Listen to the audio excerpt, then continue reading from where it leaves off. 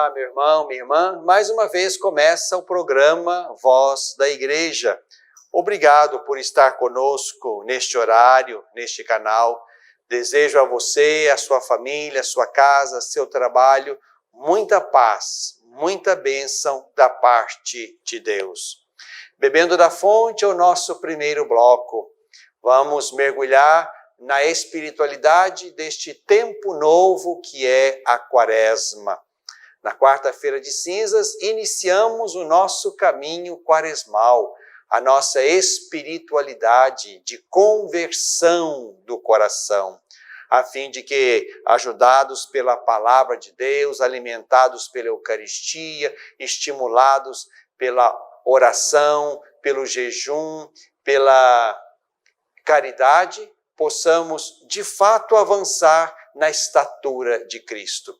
Vamos então tomar o texto do Evangelho que vamos utilizar na liturgia deste primeiro domingo da Quaresma. Vamos tomar o texto de Lucas. Lucas, capítulo 4, versículos de 1 a 13.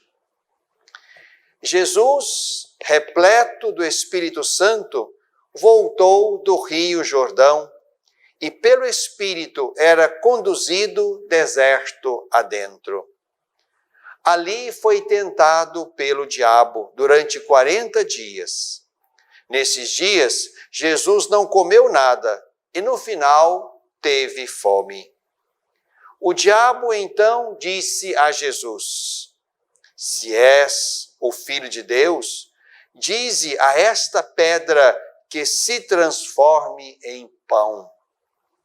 Jesus respondeu: está escrito, não se vive somente de pão.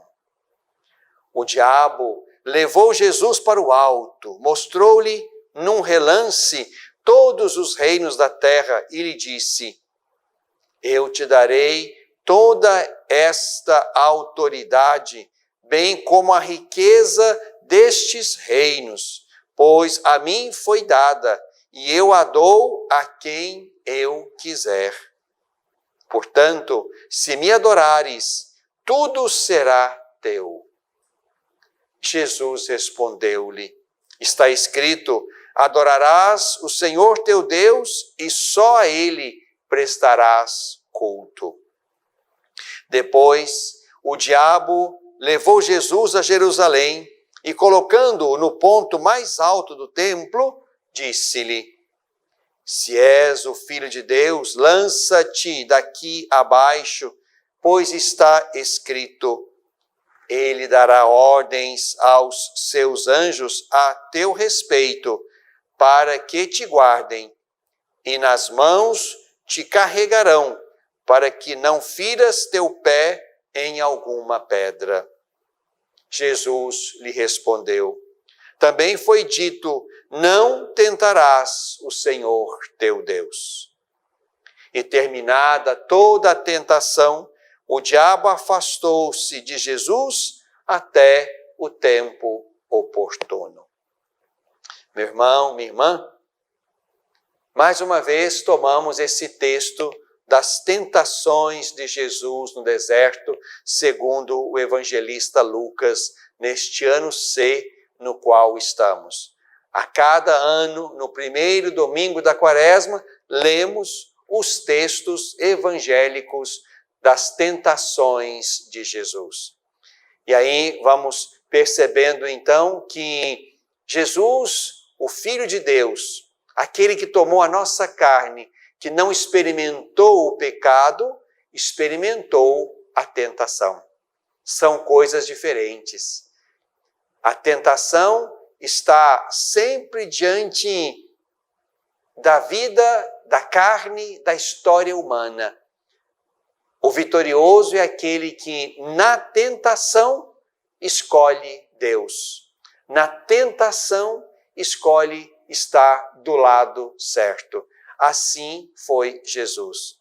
Tentado neste momento e em outro tempo, como lembra o final do Evangelho, o diabo afastou-se de Jesus até o tempo oportuno. O tempo oportuno será a hora da paixão. Portanto, Jesus experimentou a tentação, mas aqui ele se mostra exemplar quando opta exatamente pela vontade do Pai. Não nos deixeis cair na hora da tentação. Tentados seremos todos e sempre, até o Filho de Deus. Mas o nosso caminho precisa ser de vitória e será um caminho vitorioso na medida em que, como Jesus, sabemos recusar o tentador e sabemos escolher o caminho de Deus. Aqui na versão de São Lucas, encontramos também detalhes importantes. O texto diz: Jesus repleto do Espírito Santo. Isso vai aparecer no texto imediatamente antes e no texto imediatamente depois. O texto anterior é o texto do batismo de Jesus e da sua genealogia. Aqui o texto diz que depois de batizado, em oração, o céu se abriu, o Espírito Santo desceu sobre Jesus. Neste início do capítulo 4, Jesus, repleto do Espírito Santo, volta do Rio Jordão e é conduzido pelo Espírito deserto adentro. E, logo em seguida, quando Jesus inicia a sua atividade lá na Galileia, na sinagoga de Nazaré, Lucas diz: pela força do Espírito, Jesus voltou para a Galileia. Percebam então que aqui está, digamos, o segredo da vitória. Jesus deixar-se conduzir pelo Espírito, o Espírito que o Pai lhe dera no batismo. Tu és o meu Filho amado, em ti eu me agrado. Este Espírito que estabelece a comunhão entre Jesus, o Filho, e o seu Pai, esse Espírito conduz Jesus deserto adentro. Esse Espírito está com Jesus no início e no desenrolar da sua missão. Aqui então, meu irmão, minha irmã, aprendemos exatamente o que nós precisamos conservar no caminho da vida e da missão. A fidelidade, a docilidade ao Espírito de Deus que, pela fé e pelo batismo, habita em nós e vai conosco no caminho da vida. São Lucas, como também São Mateus, estabelece esse tempo de 40 dias de tentação na forma de 3 tentações. E é importante também passarmos por elas, porque não são tentações que estão reservadas tão somente a Jesus, o Filho de Deus, mas tentações a que toda a condição humana está, de alguma forma, submetida, subjugada, e é preciso aprender a resistir. Temos aqui a primeira tentação. O texto diz que depois de 40 dias, quando Jesus, portanto, teve fome, o diabo então aparece para aconselhar Jesus a transformar pedra em pão. A resposta de Lucas é um pouquinho diferente daquela resposta de Mateus. Aqui, da boca de Jesus, brota a resposta a esta proposta do diabo. Não se vive somente de pão. Não se vive somente de pão. Lá em Mateus, se vai acrescentar, mas de toda a palavra que sai da boca de Deus. Mas aqui, concentrando-nos na resposta de Jesus no texto de Lucas, não se vive só de pão, Jesus quer ensinar-nos que não podemos nos dar simplesmente a satisfação cotidiana dos nossos desejos. Não se vive só de pão, não se vive só das vontades, dos instintos, dos desejos do corpo.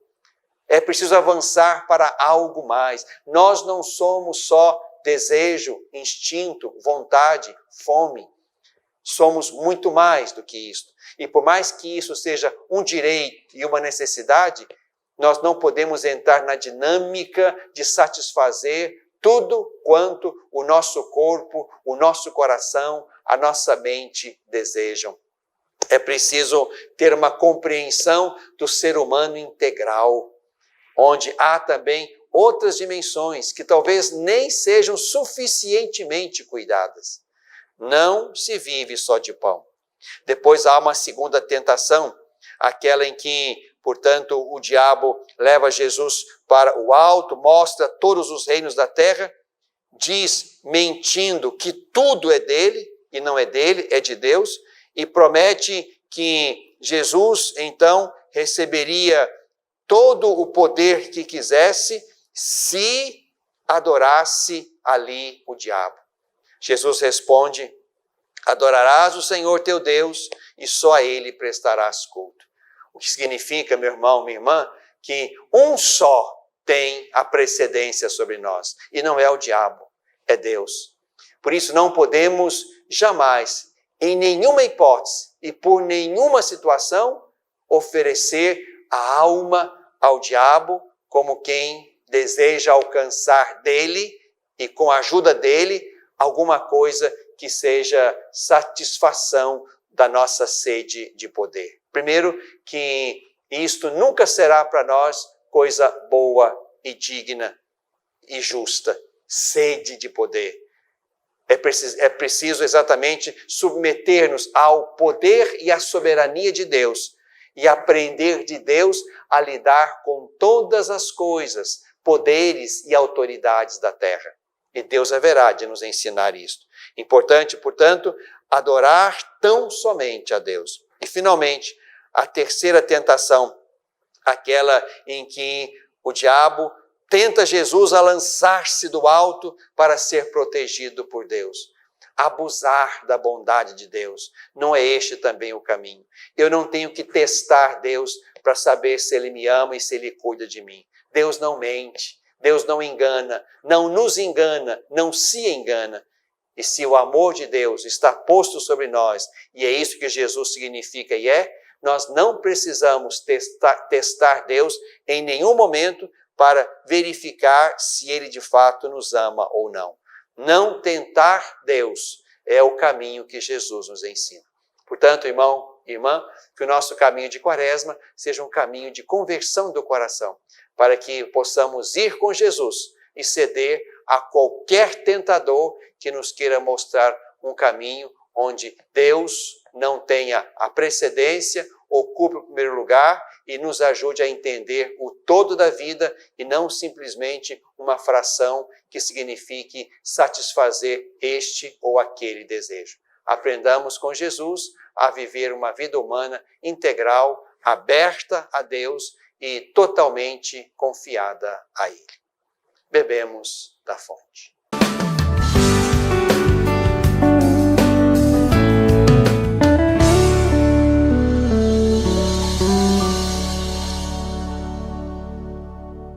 Olá, meu irmão, minha irmã, estou precisando da sua ajuda para que juntos possamos zelar pelas vidas dos idosos que estão lá no nosso lar dos idosos.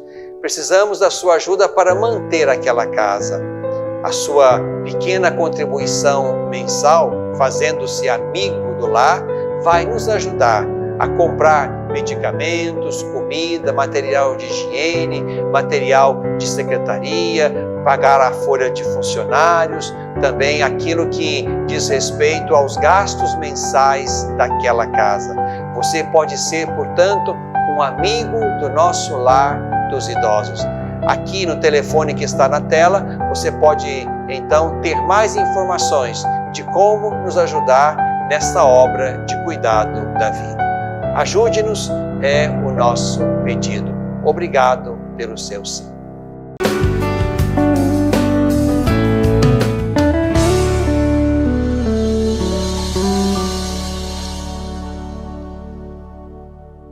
No coração deste tempo, estamos no tempo da Quaresma, um itinerário espiritual de conversão do coração.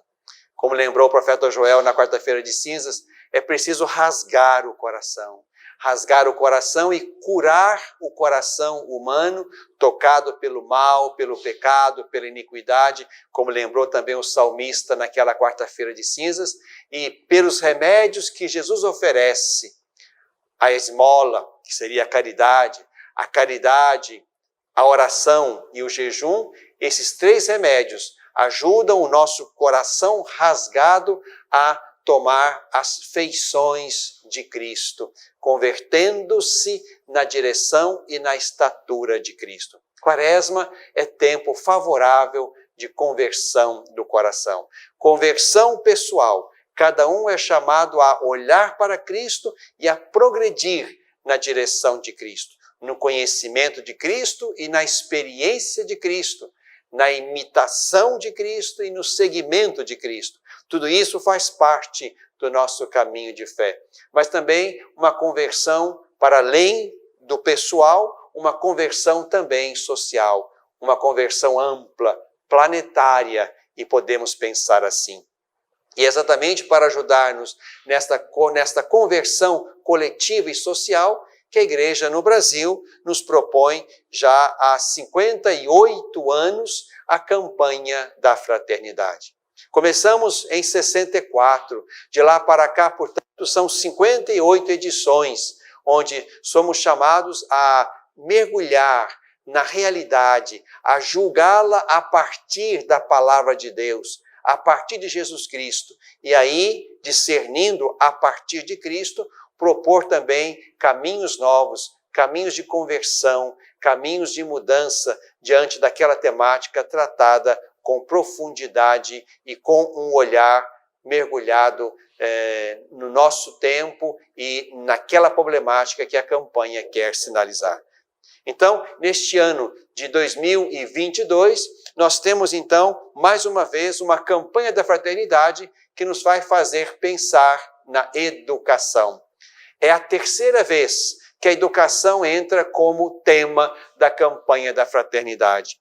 Em 1982 foi a primeira vez. A verdade vos libertará, era o lema. Em 1998 foi a segunda vez. A serviço da vida e da esperança foi o lema. E agora, com o lema fala com sabedoria, ensina com amor, pela terceira vez, então, tocamos nesta realidade da educação.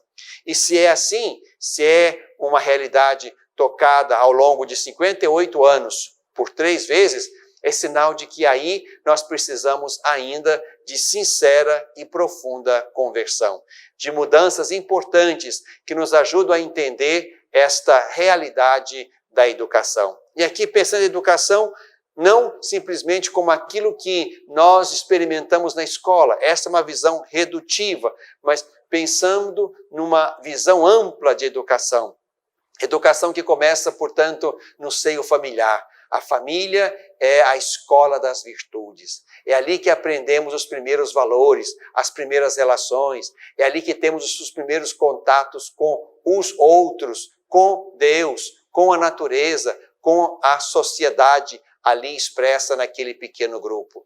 Educação também que passa pelas instituições de ensino, as escolas básicas, médias, superiores, e com os desafios próprios também aí deste lugar, e desafios de toda a ordem. Mas também podemos pensar em educação que recebemos na igreja, educação da fé, quando nós fazemos um caminho de penetrar o mistério de Cristo e aprender tudo de Cristo.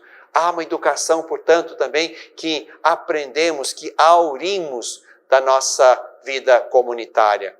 Há uma educação que também nós aprendemos e saboreamos a partir dos mais experientes, dos mais idosos. Há uma sabedoria de vida que circula quando estamos em comunhão, em contato, em diálogo com os que nos precederam no caminho da vida.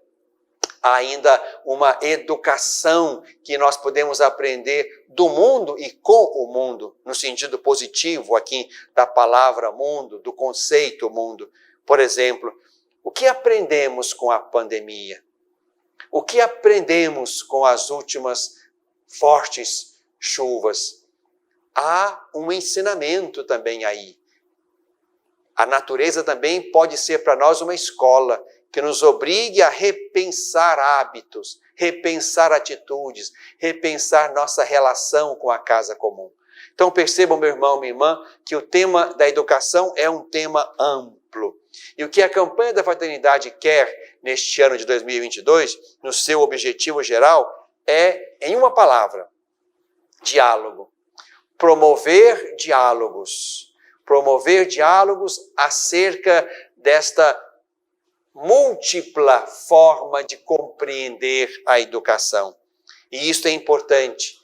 E aí, quando nós promovemos diálogos, vamos perceber o que temos. Vamos colocar numa mesa de discussão os modelos, os projetos pedagógicos, educacionais. Vamos repensar e tentar encontrar juntos caminhos para os grandes desafios que temos na educação das novas gerações.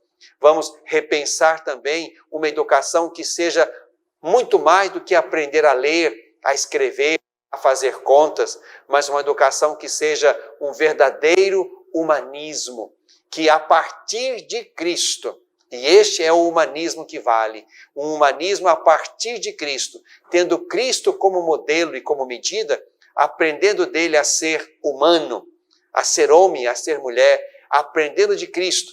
A educação precisa nos levar, portanto, a um humanismo solidário, onde vamos tentando compreender tudo a partir de Cristo, compreendendo também a sociedade, a economia, a política, o progresso, tudo isto olhado e compreendido à luz da fé cristã. Por isso, é importante que você também se dê, nesse tempo de quaresma, se dê ao trabalho, à fadiga e ao dever de penetrar também um pouco, ajudada pelos materiais que temos, pela pregação que certamente será feita na igreja, pelos encontros de catequese ou encontros de formação que serão feitos também aí na sua comunidade, você está convidado a penetrar este belo lugar. O ser humano é um ser em construção. Nós não estamos prontos em nenhum momento da nossa história. Estamos sempre na escola da vida e, sobretudo, na escola de Jesus. É aí, na escola de Jesus, que nós nos fazemos sempre aprendizes. O mestre é ele, como ele diz lá no capítulo 23 do Evangelho de Mateus. Um só é o vosso mestre e sois todos irmãos. Duas coisas que temos que aprender aqui. Aprender que somos aprendizes, alunos, seguidores, discípulos de Jesus. E aprender também, em segundo lugar, que somos todos irmãos. Por isso, olhando para Jesus, escutando Jesus, convertendo-nos a Jesus, seremos capazes de construir uma fraternidade universal, um humanismo solidário, uma história marcada pela inclusão de todo ser humano, para que nenhum deles fique de fora da roda da vida e da dinâmica do bem e do progresso.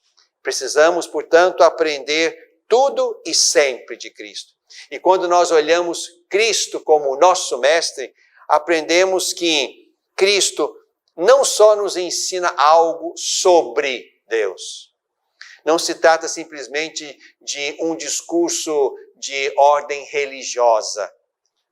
Com Jesus, o mestre, não só aprendemos algo sobre Deus, mas além disto, e para além disso, com Jesus, aprendemos a viver segundo Deus.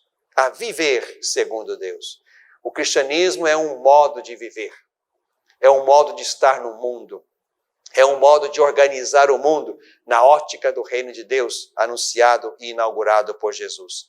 Portanto, na escola de Jesus, nós aprendemos a viver segundo Deus e nos mantemos sempre atrás dele, como nós ouvimos no evangelho de um dos domingos anteriores. Todo discípulo bem formado será como o mestre.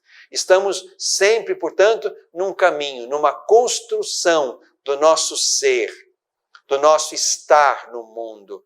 E queremos atingir, portanto, a medida e a estatura do Mestre Jesus. Seremos como Ele. Esta é a nossa meta, como nós também lemos na Sagrada Escritura, na primeira carta de São João. Quando Jesus se manifestar, seremos semelhantes a Ele, pois o veremos como Ele é. Mas estamos no caminho, e neste caminho, que é o caminho da história, o caminho da vida, o caminho da missão, o caminho da fé, somos todos aprendizes. Estamos numa dinâmica permanente de construção do nosso ser. Estamos avançando e devemos estar avançando na direção da estatura de Cristo. Por isso, meu irmão, minha irmã, será muito importante que você tome também voz, vez, lugar na grande e bela discussão que vai se estabelecer neste tempo da Quaresma. Precisamos, sim, também de espaços institucionais de educação, escolas, universidades, onde uma sadia antropologia cristã esteja ali na base da educação daquele ser humano que está confiado à escola, à universidade e às instituições de ensino.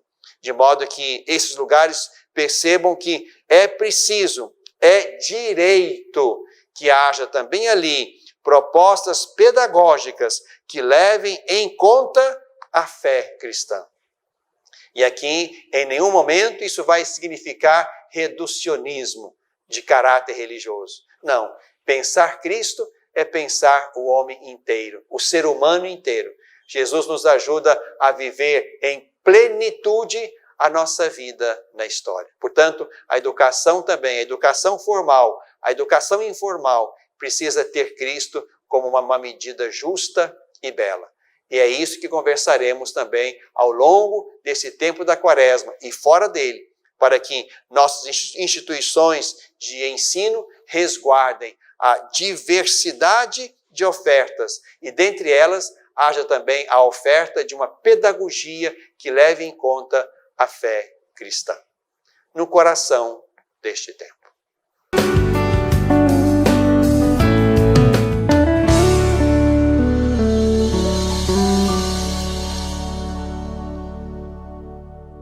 Às vezes, tudo que uma criança precisa para superar uma tempestade em sua vida familiar é encontrar um lar provisório. Uma família que a acolha por um tempo, enquanto sua própria família se reestrutura para recebê-la de novo. Essa é a proposta do Serviço Família Acolhedora. Transformar as dificuldades de hoje em possibilidades de futuro. Serviço Família Acolhedora. A tempestade passa, a vida continua. Participe e faça a diferença. Olá, meu irmão, minha irmã. Estou precisando da sua ajuda para que juntos possamos zelar pelas vidas dos idosos que estão lá no nosso lar dos idosos. Precisamos da sua ajuda para manter aquela casa. A sua pequena contribuição mensal, fazendo-se amigo do lar, vai nos ajudar a comprar medicamentos, comida, material de higiene, material de secretaria, pagar a folha de funcionários, também aquilo que diz respeito aos gastos mensais daquela casa. Você pode ser, portanto, um amigo do nosso lar dos idosos. Aqui no telefone que está na tela, você pode então ter mais informações de como nos ajudar nessa obra de cuidado da vida.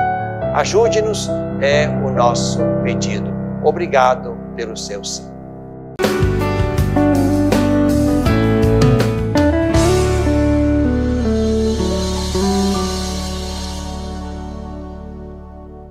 Na tradição da Igreja, estamos na campanha da fraternidade e quero convidar você, meu irmão, minha irmã, a rezar a oração desta campanha da fraternidade de 2022. Fala com sabedoria, ensina com amor, de modo que a oração nos leve já a penetrar aquilo que vamos refletir ao longo desses 40 dias da nossa caminhada quaresmal, mas também para depois dela, ao longo deste ano, incomodando-nos no modo de compreender e de construir uma educação autenticamente integral, que leve em conta todas as dimensões do ser humano, também a sua dimensão de abertura à transcendência, de consciência ecológica, de fraternidade universal, porque tudo isso faz parte da nossa natureza e deve estar num processo sério e integral de educação. Vamos rezar então a oração da campanha da Fraternidade 2022. Pai Santo, neste tempo favorável de conversão e compromisso, dai-nos a graça de sermos educados pela palavra que liberta e salva. Livrai-nos da influência negativa de uma cultura em que a educação não é assumida como ato de amor aos irmãos e de esperança no ser humano. Renovai-nos com a vossa graça para vencermos o medo, o desânimo, o cansaço. E ajudai-nos a promover uma educação integral, fraterna e solidária.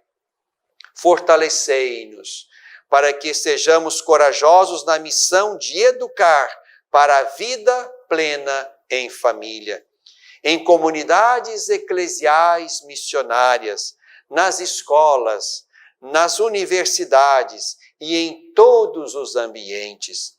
Ensinai-nos a falar com sabedoria e educar com amor. Permiti que a Virgem Maria, Mãe Educadora, com a sabedoria dos pequenos e pobres, nos ajude a educar e servir com a pedagogia do diálogo, da solidariedade e da paz. Por Jesus, vosso Filho amado, no Espírito, Senhor que dá a vida. Amém. Convido você também, meu irmão, minha irmã, a participar no dia 10 de abril, domingo de Ramos da Paixão, da coleta da solidariedade. Com esta coleta, vamos ajudar muitos projetos de educação formal e informal, a partir das nossas comunidades, paróquias e da nossa diocese. Então, se você colabora lá, é a coleta da solidariedade, com ela vamos apoiar muitos e sérios projetos de educação. É assim que vamos transformando também a nossa fé em compromisso com a educação boa, verdadeira e integral, na tradição da Igreja.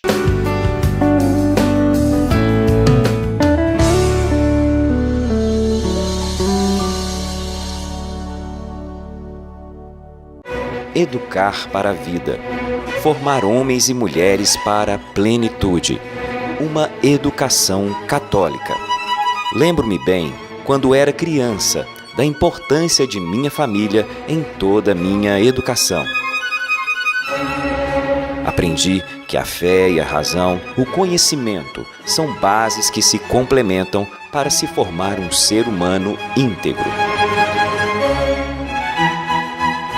Valores e virtudes fundamentais para ser quem eu sou e sempre agir com coração e alma para alcançar os objetivos mais altos.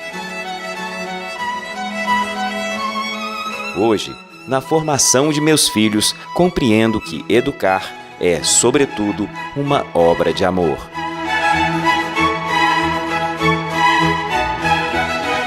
Colégio Magnífica. Educar para a plenitude. Pré-matrículas abertas.